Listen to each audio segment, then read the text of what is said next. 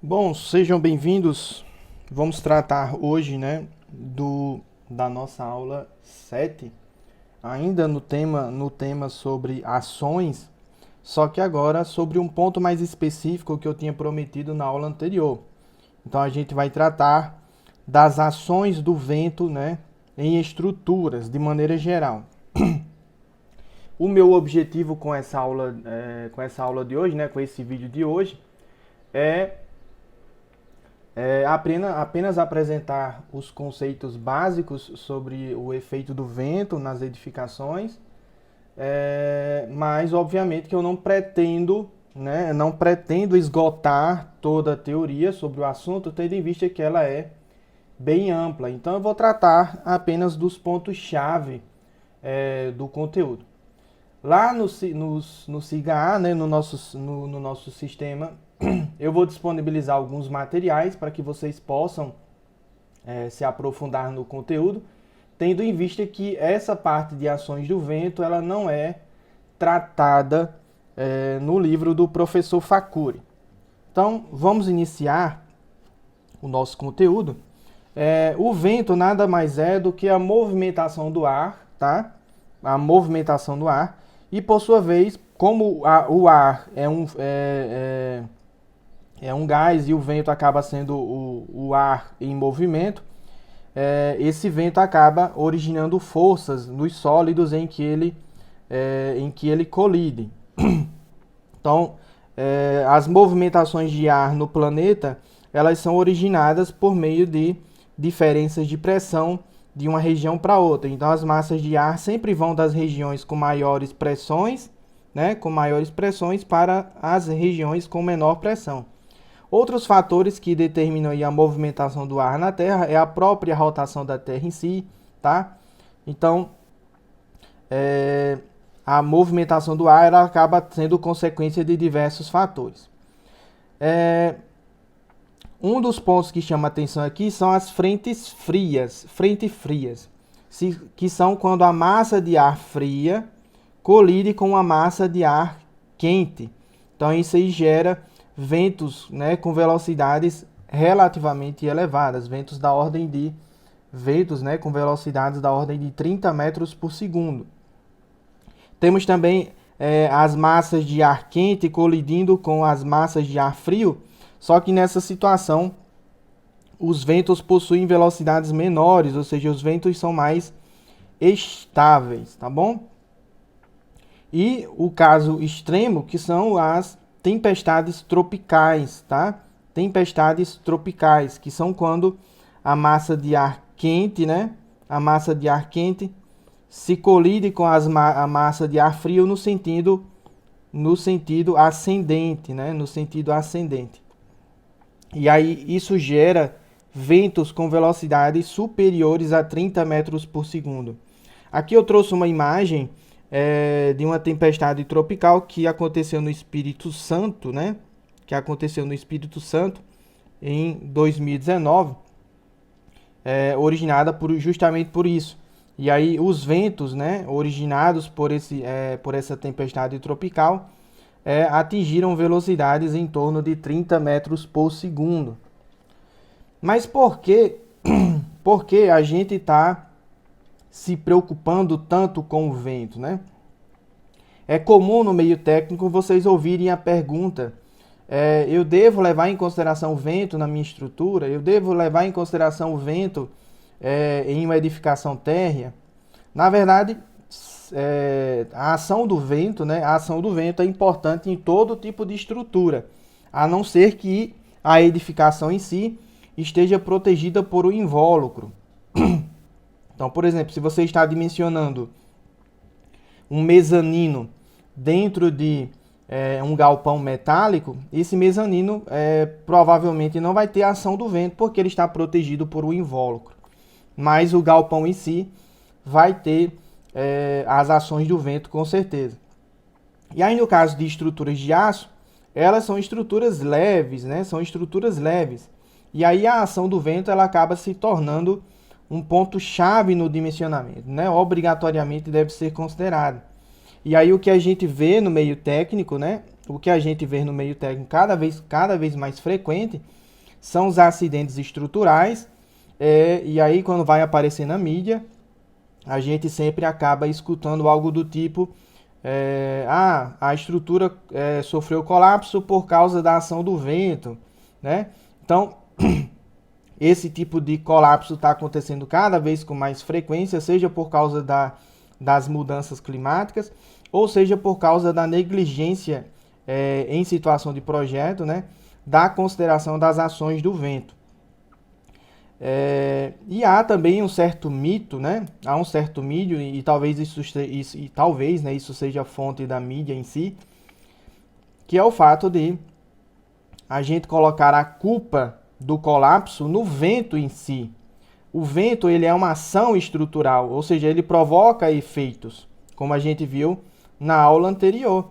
Então, se uma ação provoca efeitos e ela não foi considerada no projeto, então a culpa não é do vento, a culpa é do projeto. Então, o que a gente vê com grande frequência é pessoas colocando a culpa no colapso estrutural, não pela deficiência do projeto estrutural em si, mas pela ação do vento em si. Isso está errado, né? Isso está muito errado. Então, o vento, ele tem que ser considerado no projeto. Ele é uma ação variável, né? É uma ação variável. E no caso de estruturas metálicas, ele se torna proeminente, né? Comparado aí com outros tipos de estruturas, tá? Mas não quer dizer que a gente, por exemplo, não vai considerar as ações do vento em estruturas de concreto, né? Como exemplo, tá? Só estou falando que no caso de estruturas metálicas, ele é mais proeminente. Desculpem. Então, o vento, ele tem um caráter aleatório, como a gente vai ver nos próximos slides. Então, a intensidade dele varia com o tempo.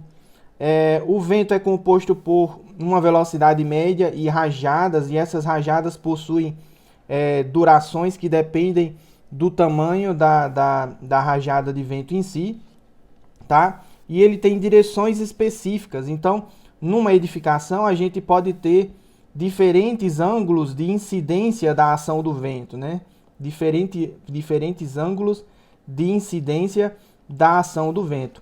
E aí, dependendo do ângulo, né, da direção em que o vento faz com a edificação, ou seja, a direção em que o vento está atuando na estrutura, nós vamos ter efeitos, né? Efeitos específicos na nossa edificação. Comumente aqui no nosso componente curricular, a gente adota somente as direções principais da edificação, que são, no caso, o vento a 0 graus, tá? E o vento a 90 graus. Esses ângulos de 0 e 90 graus fazem referência à cumieira da edificação, tá? Então, o ângulo a 0 graus significa que o vento forma 0 graus com a cumieira, ou seja, ele está no sentido da cumieira. E 90 graus significa que ele é perpendicular à cumieira da edificação. Com relação aos efeitos do vento na edificação, obviamente que além da direção, né, a direção do vento, nós temos que levar em consideração os aspectos meteorológicos, nós temos que levar em consideração os aspectos meteorológicos que variam de região para região, né, no planeta, em função da topografia, em função da incidência solar, em função das pressões do ar, enfim. E os aspectos aerodinâmicos da edificação. Então, a edificação, ela se assemelha, né, a nossa edificação, ela se assemelha a um carro de Fórmula 1 ou a asa de um avião. Então, o ar, né, o fluxo de ar, ao colidir com a nossa edificação, ele provoca pressões frontais, que a gente chama de sobrepressão, tá? Sobrepressão, ou seja, a face frontal fica submetida a uma pressão positiva, e ao contornar a edificação, né, surgem pequenos vórtices, né, e, consequentemente, pressões negativas, que a gente chama de sucção. Essa face em que o vento colide, né, essa face aqui em que o vento colide, a gente chama de essa face em que o vento colide, a gente chama de barlavento. Barlavento. E a face em que o vento foge da edificação, né? É o que a gente chama de sotavento. Sotavento. Então, dependendo da geometria da edificação, essas pressões na superfície, né? Na superfície da nossa edificação vão alterar significativamente. Então, já dá para perceber que o tema é bem abrangente, tá? O tema ações do vento é bem abrangente e até hoje ele é tema de pesquisa em muitas universidades, em muitos programas de pesquisa em si. Aqui eu trouxe a definição que eu já tinha explicado anteriormente do conceito de barlavento e sotavento. Então, pensem aqui na seção transversal, né? Na seção transversal desse edifício, desse galpão, por exemplo. Se o vento incidir a 90 graus, né? 90 graus, ou seja, perpendicular à cumieira, ele vai exercer pressões positivas na face frontal. Vão surgir alguns vórtices aqui. Ele vai contornar a edificação, né? Vai contornar a edificação. E aí, lá na face posterior e na cobertura vão surgir pressões de sucção, né? Pressões de sucção. Quem vai determinar essas pressões, basicamente, é um ensaio de túnel de vento, né? Se a gente for levar do ponto de vista exato da determinação dessas pressões. Então, somente um ensaio de túnel de vento, né? Ou uma análise numérica poderia determinar para a gente quem são essas pressões por causa do vento ao longo de sua superfície. Então, essa face onde o vento colide a gente chama de barlavento. E a face onde o vento exerce uma sucção e portanto, onde ele foge, a gente chama de sotavento, tá bom? Aqui eu estou vendo uma edificação em planta, tá? Uma edificação em planta. O vento está vindo nessa direção. E aí, portanto, como ele está vindo nessa direção, ele tem aqui uma projeção lateral dessa nossa edificação, nessa face aqui, ó. Então, como o vento está vindo nessa direção, a projeção perpendicular à direção do vento em relação a essa face da nossa edificação é dada por esse lado aqui, ó. Tá? Esse lado. Então, o vento vindo nessa direção vai provocar uma força de arrasto, né? Uma força de arrasto nessa direção na nossa edificação. Obviamente que, como eu já tinha falado anteriormente, aqui na nossa disciplina, com grande frequência, a gente vai considerar as ações do vento ou a 90 graus ou a 0 graus. Aí nós teríamos também vento a menos 90 graus ou 180 graus, como vocês preferirem, e menos 0 graus ou 270 graus, como vocês preferirem chamar, tá bom? Mas enfim, como é que nós vamos considerar as ações do vento nos nossos projetos, tá? Isso vai depender, né? As ações do vento dependem basicamente da velocidade do vento. E a velocidade do vento depende de diversos fatores, como a gente já vem explicando. Então, vai depender do local da edificação, né? Do local da edificação, o tipo de terreno em que a edificação foi construído, a altura total da edificação, da rugosidade do terreno, ou seja, os obstáculos que tem no seu entorno, e também, de certa forma, do tipo de ocupação que a edificação tem. Então, eu trouxe aqui a imagem desse edifício lá na cidade de Natal. Esse edifício aqui, agora eu esqueci o nome dele, mas foram feitos ensaios de túnel de vento durante a etapa de projeto estrutural dele. E aí vocês percebam que ele fica próximo à região litorânea, né? próximo à região litorânea. Se eu não me engano, esse edifício fica localizado em Ponta Negra. É uma região densamente urbanizada, né, com alguns edifícios elevados aí no seu entorno.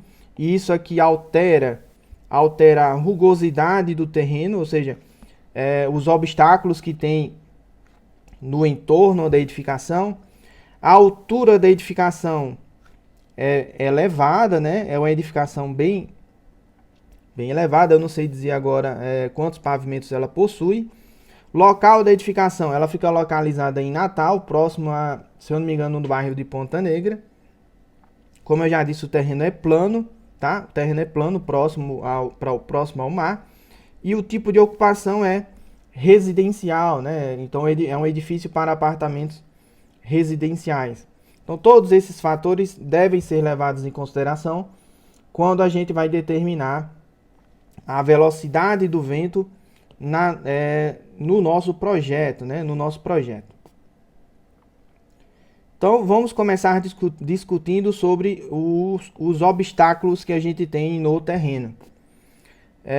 Eu trouxe essa imagem aqui do trabalho de Gomes, tá? Do trabalho de Gomes, em que ele retrata aqui o perfil de velocidade média, né? O perfil de velocidade média em função da altura, né? Em função da altitude e em função também do tipo de terreno.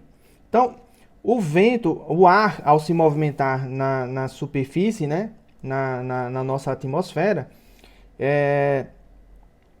ele possui ali uma velocidade média, só que nas camadas mais próximas da crosta terrestre, por causa dos obstáculos, há ali uma variação da velocidade do vento. A altura, né? A altura em que a velocidade do vento não muda mais, né? Não muda mais, a gente chama de altura gradiente. Ou seja, da superfície do terreno até a altura gradiente, a gente diz que há uma variação crescente da velocidade média do vento. A partir dessa altura, né, a gente admite que a velocidade média do vento é constante, tá? A velocidade média do vento é constante. Essa altura gradiente, né, vai depender dos obstáculos que a gente tem naquela região. Então percebam que em regiões de grandes centros urbanos, a altura gradiente é mais elevada, né?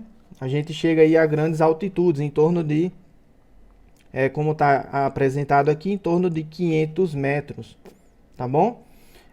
Em regiões de em cidades pequenas, né, com áreas urbanas com edifícios de pequena altura, nós temos aí alturas, né, altitudes aí para o gradiente de em torno de 350, 300 metros, tá bom? E nas regiões em que a gente tem poucos obstáculos, como por exemplo nos oceanos, essa velocidade gradiente é atingida a alturas menores, em torno de 250 metros, né? 250 metros. A equação que rege essa velocidade média, esse perfil de velocidade ao longo da altura, né? Ao longo da altura z, lembrando que z deve entrar em metros, pode ser dada, né, por essa equação aqui. Por que eu disse que pode ser dada? Porque esse é apenas um dos modelos que existe. Então, tem também a função logarítmica, tá? Mas frequentemente na engenharia civil a gente usa a função potência, tá bom? Então nós temos aqui a velocidade média, né, em função da altitude z, é igual à velocidade gradiente, tá? A velocidade gradiente, ou seja, a velocidade que a gente tem no nível da altura do gradiente, no nosso nível ali de referência, vezes a cota z, que é a nossa variável, dividido pelo z de referência. Lembrando que o z de referência depende dos tipos de obstáculos que a gente tem, ou seja, da altura média dos obstáculos que a gente tem naquela região. Tudo isso aqui é elevado a alfa. Alfa também depende do tipo de superfície. Obviamente que isso aqui é o que a gente chama de velocidade gradiente e ela é basicamente uma velocidade média, tá? Basicamente uma velocidade média. Só que o vento ele não é composto somente por uma velocidade média. Ele tem ali uma velocidade média e flutuações, tá? Então, dentro dessa região aqui, até chegar na cota gradiente, o vento possui pequenas variações em função de pequenas turbulências que a gente tem nesse nível, tá? Pequenas turbulências que a gente tem nesse nível, tá? Que são as nossas flutuações. Então eu trouxe aqui, ó, um gráfico da velocidade do ar em função do tempo para um intervalo de tempo de 2,5 segundos. 2,5 segundos. Perceba que a velocidade do vento, ela possui aqui um valor médio, né? Ela possui um valor médio, só que ela oscila, né? Ela oscila em torno dessa média, tá bom? Ela oscila em torno dessa média. Então, o que que acontece? Tendo em consideração que o nosso vento, que vai incidir na nossa edificação, é composto de uma velocidade média, mais as suas flutuações, a gente tem que levar isso em consideração no projeto. Então, essas flutuações do vento, né, do ar, são provocadas por agitação mecânica. E aí elas formam pequenos turbilhões que são chamados, às vezes, são chamados de redemoinhos. Então, esses turbilhões originam as rajadas de vento, que é o nome que a gente vai utilizar daqui para frente. São as rajadas de vento, tá? São essas pequenas turbulências que a gente vê no registro do vento. Então, essas rajadas de vento, elas possuem uma sequência aleatória, né? Uma sequência aleatória. Então, vamos ver o seguinte. Quando a gente tem uma rajada curta, tá? Quando a gente tem uma rajada curta de vento, o que acontece é que, se a rajada é curta, a velocidade dela é grande, né? A velocidade da rajada é grande. E aí, para que essa rajada consiga ter efeitos na nossa estrutura, ela tem que cobrir, né? Ela tem que cobrir toda a nossa edificação. Só que como ela é curta, né?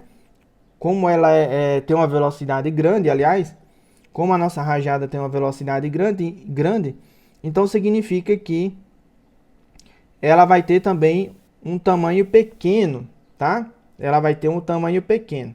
Então a gente costuma dizer que quanto mais rápida é a rajada, menor é o seu tempo, tá? Menor é o seu tempo.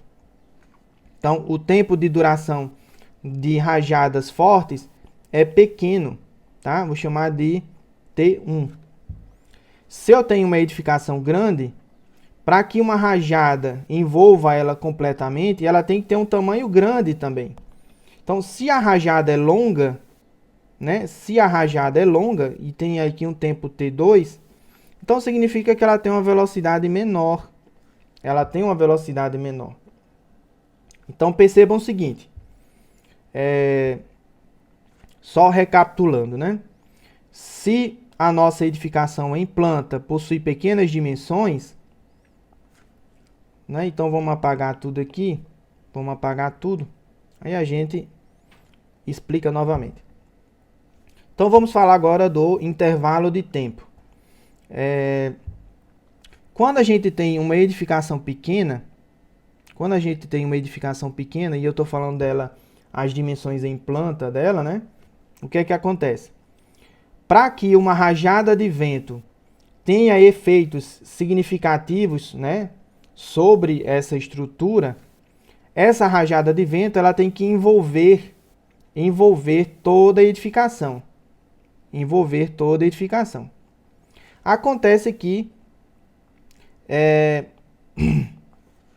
Acontece que se a edificação é pequena, significa que a rajada é pequena. E a regra que a gente sabe é que quanto mais rápida é uma rajada, menor é o seu tempo de duração. Ora, se para envolver uma edificação pequena eu preciso de uma rajada de curta duração, então significa que essa rajada vai ter uma grande velocidade, né? Uma grande velocidade. Por consequência, se eu tenho uma edificação com dimensões em planta muito grande, então significa que eu vou ter que ter uma rajada maior, né, com um tempo de duração maior para poder envolver toda ela. E aí, pela nossa regrinha, quanto mais rápida é a rajada, menor é o seu tempo. Então, se o meu tempo é maior, né, então significa que a minha velocidade vai ser menor, tá? Então, a minha velocidade V2 aqui vai ser menor do que a velocidade V1, que é a velocidade da rajada do vento da primeira situação. Então, levando em consideração esses aspectos aqui sobre o intervalo de tempo das nossas rajadas, a NBR 6123 faz as seguintes considerações, né? Sobre o tempo de duração das rajadas de vento em função das dimensões em planta da edificação. Então, se a maior dimensão da edificação está abaixo de 20 metros, significa que a duração da rajada tem que ser de 3 segundos. É uma rajada curta, mas com velocidade grande. Se a maior dimensão da edificação está entre 20 e 50 metros, então o tempo de duração da rajada é de 5 segundos. Se a maior dimensão está acima de 50 metros, então o tempo de duração da rajada é de 10 segundos. Percebam que quanto maior as dimensões em planta, né? Quanto maior são as dimensões da edificação, maior é a duração da rajada para que ela envolva toda a edificação. E, consequentemente, menores são as velocidades de atuação do vento, tá? A velocidade daquela rajada.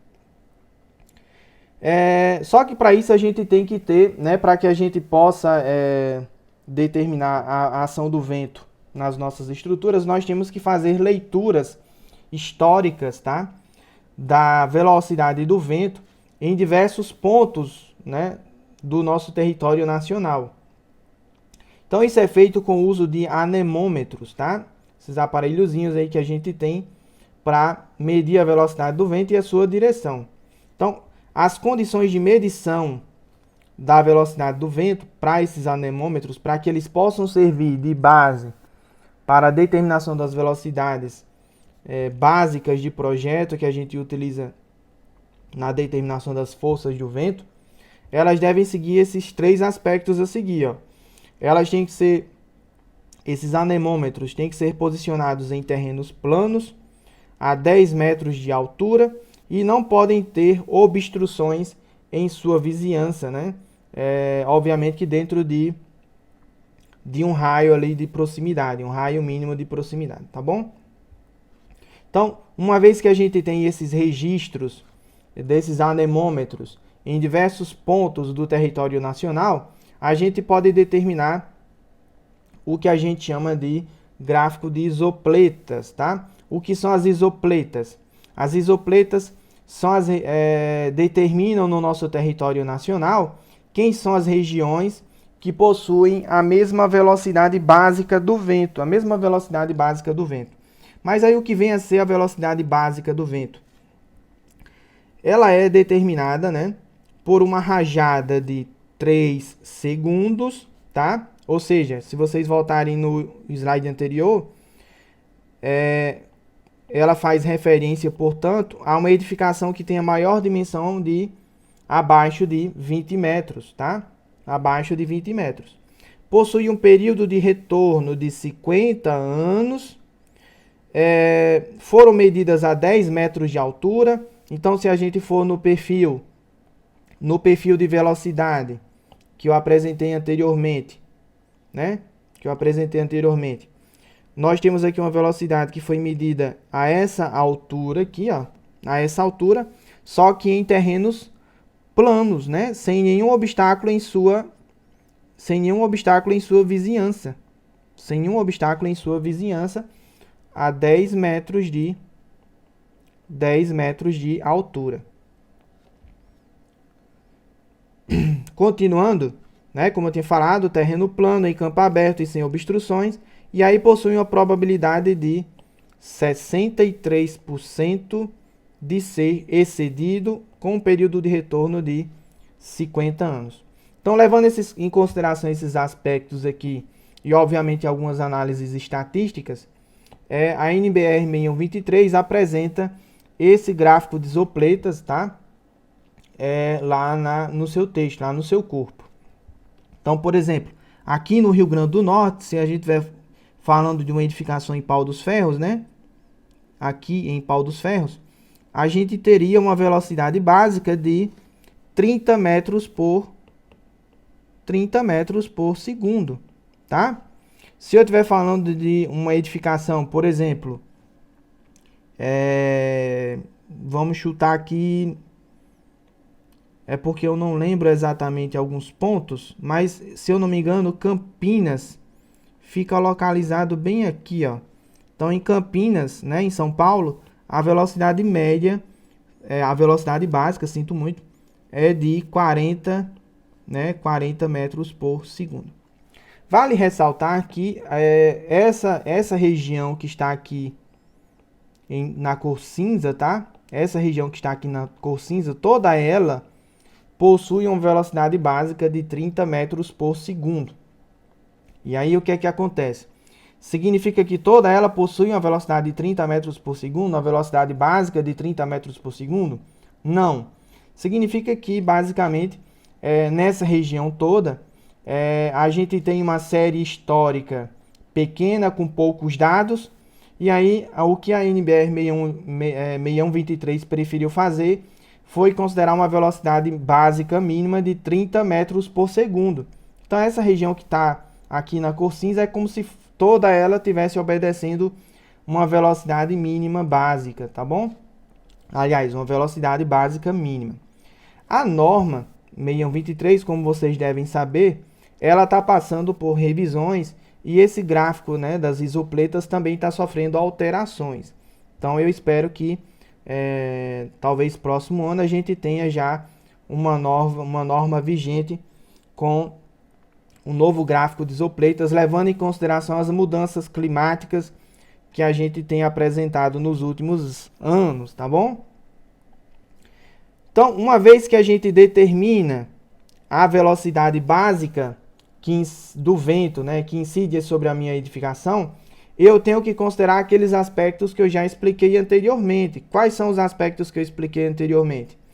Eu tenho que levar em consideração a altura, né, a altura que a minha edificação está inserida, e aí, portanto, qual é a velocidade média que eu tenho na cota máxima da minha edificação. Eu tenho que levar em consideração também os obstáculos que possuem ao seu redor, os obstáculos que possuem ao redor da minha edificação. Tenho que levar em consideração também o tamanho da minha edificação, a maior dimensão dela, e consequentemente, se eu vou levar em consideração uma rajada curta, média ou longa, né? Curta, média ou longa, ou seja, de 3, 5 ou 10 segundos. E também tenho que considerar o tipo de uso da minha edificação. Essas alterações, essas modificações, vão ser feitas por meio de 3 parâmetros, os chamados de S1, S2 e S3. O fator S1 vai levar em consideração aí o tipo de terreno que você tem, se é um terreno plano, se é um ponto elevado, né, um talude, enfim. O S2 leva em consideração fatores topográficos, tá? Aliás, é um fator de rugosidade que leva em consideração os obstáculos que tem ao redor da edificação e também a rajada de vento, o tempo de duração da rajada de vento. E o S3 leva em consideração o tipo de uso da edificação. Então, esses fatores objetivam corrigir a velocidade básica para condições reais da edificação em objeto de interesse. tá? Então a gente corrige a nossa velocidade básica e determina uma velocidade característica, tá? As velocidades básicas a gente determina por meio do gráfico de isopletas, lá em metros por segundo. Esses coeficientes S1, SI2 e S3 são coeficientes próximos em torno do valor 1, né? Podem ser ligeiramente menores do que 1 ou ligeiramente maiores do que 1. E com base nisso, eles são adimensionais, tá? Coeficientes adimensionais.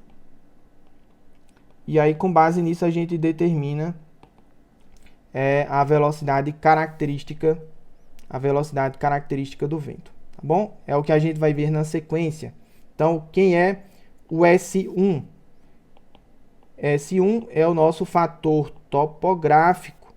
Então, se eu tenho uma edificação em terreno plano ou quase plano, então eu não preciso fazer correções em relação ao fator topográfico, ou seja, o meu S1 vale 1, porque se o terreno da minha edificação é plano, então ele condiz com as condições em que a velocidade básica foi medida, né, em um terreno plano.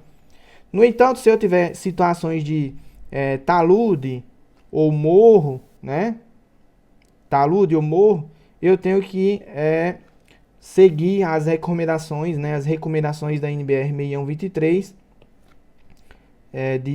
de 88, com relação ao cálculo do S1, dependendo da localização relativa da nossa edificação em relação ao talude ou em relação ao morro.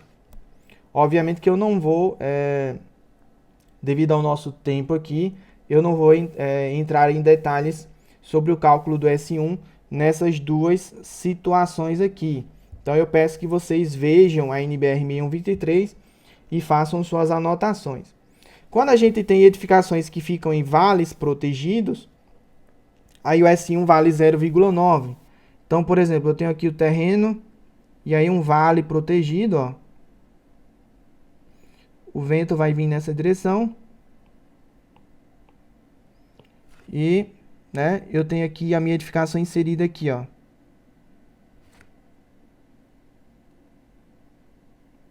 Minha edificação inserida aqui. Então, o fluxo de ar não vai ter o mesmo impacto, né?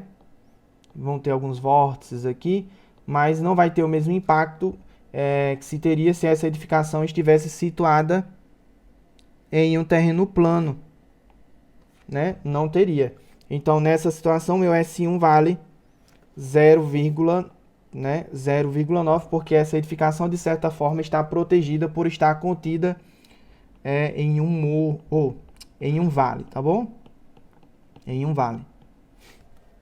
Continuando aqui o nosso raciocínio, vamos para o fator rugosidade do terreno, que é o nosso S2. Então, o nosso S2, ele depende, como eu já tinha falado anteriormente, dos obstáculos que a gente tem ao redor da edificação, que vão definir a altura em que a gente tem a velocidade gradiente, né? E também do tempo de duração da rajada de vento, tá? Que depende das dimensões, da maior dimensão da superfície frontal, né? Maior dimensão da superfície frontal, seja ela em planta ou vertical, né? Menor do que 20 metros, entre 20 e 50 metros e maior do que 50 metros. Aí a gente vai ter as classes A, B e C. E aí, em função da rugosidade do terreno, nós vamos ter as categorias 1, 2, 3, 4 e 5. Então, uma vez que você determina a categoria e a classe em que a categoria do terreno e a classe de edificação, você pode recorrer a essa tabela que está apresentada lá na norma. Obviamente que não é essa daqui. Essa tabela eu retirei da apostila do professor Zacarias, tá? Então, com base na categoria do nosso terreno e na classe da nossa edificação, nós determinamos as constantes B, FR e P, tá? E aí o S2 é calculado em função desses três parâmetros e da altura máxima da edificação ou do nível que está sendo considerado. Essa equação do S2, né, ela entra em conformidade com o modelo da velocidade média que a gente viu, né, conforme a gente tem aqui as alturas dentro do nosso perfil gradiente. Então, se a altura máxima da minha edificação está aqui, ó, eu tenho uma velocidade média. Se a minha edificação possui uma altura menor, eu tenho outra velocidade média. Então, perceba que quanto maior a altura, maior a velocidade média, tá? Desde que esteja contida dentro do perfil gradiente. Então, esses valores essas constantes B, P e FR vão auxiliar a gente no cálculo do S2, tá bom? Auxiliar a gente aí no cálculo, vão permitir o cálculo da constante S2 em função da categoria e da classe da edificação, certo? Com relação ao fator estatístico, que é o nosso S3, ele leva em consideração o tipo de uso, né, e ocupação da nossa edificação. Então, se eu tenho aqui edificações cuja ruína, total ou parcial, pode afetar a segurança, e aí nisso se enquadram os hospitais, quartéis de bombeiros, centrais de comunicação, o meu S3 vale 1,1. No lado oposto, se eu tenho edificações temporárias, né, como por exemplo edificações que vão ser utilizadas para um evento que vai durar ali 3 semanas, 2 semanas, por exemplo, um pequeno galpão para um show durante um carnaval, algo do tipo. Então, meu S3 vale 0,83, né? Ele reduz a velocidade básica do vento. Se eu tenho aqui edificações para hotéis e residências, meu S3 vale 1. O que eu quero chamar a atenção aqui é para o primeiro grupo, né? O grupo 1. O grupo 1, ele é um grupo de importância, porque ele que vai conferir ajuda, né, no caso de um sinistro, por exemplo, por uma ação extrema do vento, né, por exemplo, nós teríamos ali, eventualmente nós teríamos inúmeras pessoas que perderiam moradia, talvez algumas vidas seriam ceifadas, e aí essas edificações elas cumprem um papel social muito importante, e aí esse fator estatístico é ampliado para 1,1, tá bom? Levando em consideração o papel social desse tipo de edificação em uma situação extrema de ação do vento. Vamos agora determinar como é que a gente calcula as pressões, né, na superfície de um sólido, na superfície de uma edificação. Pelo teorema de Bernoulli, né, que vocês devem ter visto lá deixa eu ver que slide eu tô. 18. Então, gente, acontece o seguinte, nós vamos dar uma pequena pausa na nossa aula, né? Nós estamos aqui no slide 17, salvo engano, e aí a gente dá continuidade ao nosso slide no próximo vídeo. Peço que vocês acompanhem a bibliografia básica que eu vou acrescentar lá no nosso SIGA e façam suas anotações. Próxima aula a gente continua com o assunto. Abraço a todos e fiquem com Deus.